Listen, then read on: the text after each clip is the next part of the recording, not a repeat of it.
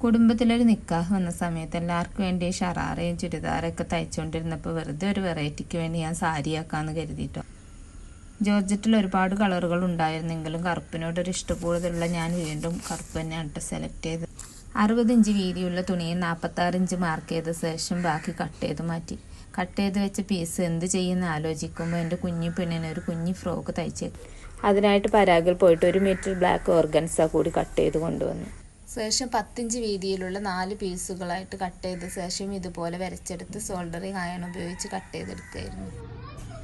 ഫ്രോക്കിൻ്റെ yoke പോർഷനിലായിട്ട് സീക്വൻസും sugar ബീഡ്സും ഉപയോഗിച്ചൊരു വർക്കും കൂടി ചെയ്തിരുന്നു.